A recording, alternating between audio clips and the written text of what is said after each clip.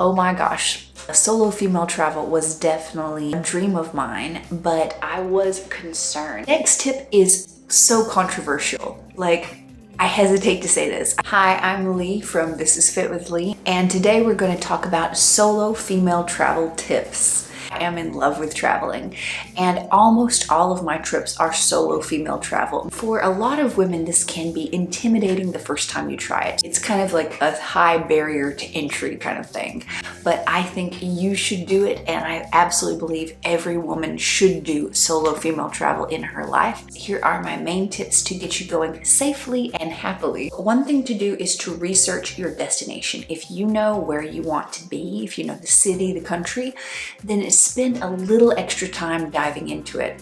If you are going with friends or family, you can kind of divvy those responsibilities up amongst several people. But if you're going to be there by yourself, you need to know what are the major forms of transportation, what is the currency like, what are the general parameters of safety there, what can you expect. You'll have to put in a little more research time to get the optimal safety and optimal experience for you. Researching your destination is key. And the next thing is connectivity.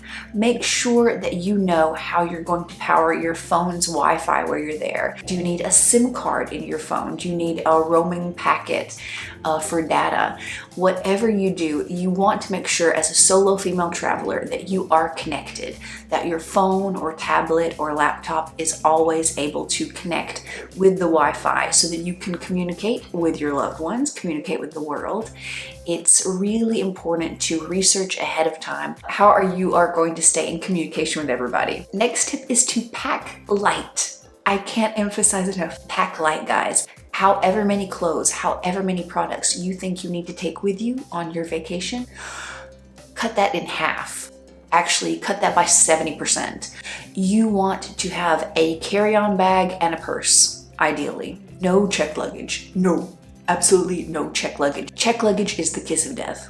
And this is the reason, because you don't know what you'll be encountering on location. You don't know how far you'll have to carry your things. Sometimes the terrain could be uneven and you have to physically carry it. I was shocked, even in a metropolitan city like London, there was not always elevator or handicapped access to the underground. So I would have to carry my very heavy bags all the way down the stairs and into the tube. Whatever you bring with you, imagine that you will have to drag it behind you for 5 kilometers or carry it in your hands for 5 kilometers. So having imagined that, put it back. Even things you think are necessary, don't take them with you. You will thank me, I promise. Next tip is embrace the group life. Now, I know you're going on this solo trip, but that doesn't mean you have to be alone. No, embracing the group life is so important to solo female travel, because if you stay in guest houses and hostels where you can meet other people, you get that sense of camaraderie and community, and you can develop friends to go around with you. You don't take your friends with you, you make them there. And if you join group tours, like daytime walking tours or bus tours during the day, you can meet people there as well. One of the best things about solo female travel is you can easily meet up with new friends. You will have such a rich and happy experience by joining in with these groups. Solo does not mean lonely, no. My next tip is to be cautious with self-documenting. And this is what I mean by that. When you are out there in the wild and you're taking your selfie and you're getting your right angles and you're getting your video, you are distracted while you are doing that. If you are in a big population center, this can make you the target for someone who, might want to steal your purse, might want to try something. This is not said to shock you or frighten you, but please remember, you are probably already obviously a tourist, no matter how much you try to blend in. And if you add to that the distraction of taking pictures and taking video at just the right angle, then you've got a situation where some uncomfortable things could arise. Absolutely, take those selfies. Please take those videos. We need them for our memories. They are so important. But make sure the coast is clear, and always make sure that you take some breaks between and you check your surroundings, look around you. Be aware of where you are and who is around you, is what I'm saying. Next tip is so controversial. Like, I hesitate to say this. I don't know if anyone wants to hear this, but the next tip is avoid altruism.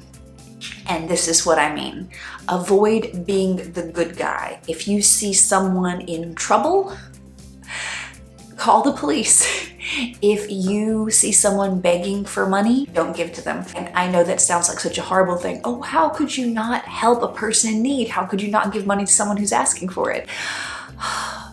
When you are alone, you don't have the usual societal structures backing you up. In a vulnerable moment, if you pause to help someone, are you making yourself open to possible pickpockets? If you want to benefit the poor, please set aside a certain amount of money to donate to a charity in that country that directly benefits the people you would like to help. This is not said to shock you or frighten you, but in general, con men and scam artists are going to pick as their targets people who seem generous and kind and open and vulnerable. Don't let the better side of your nature make you a target for crime or scams. When you've returned to your own home and your own safety structure, help everyone in the universe. By all means, please help people with your money, help people with your time. When you are doing solo female travel, it's not always the time for altruism.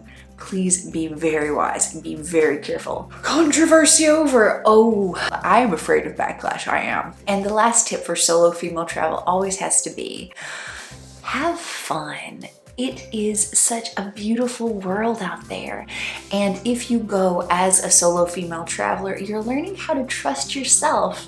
You're learning how to be friends with you. Like, it's just you figuring out where to go. It's just you planning your day. You develop such courage and strength and bravery, and you really start to like yourself. Have fun out there.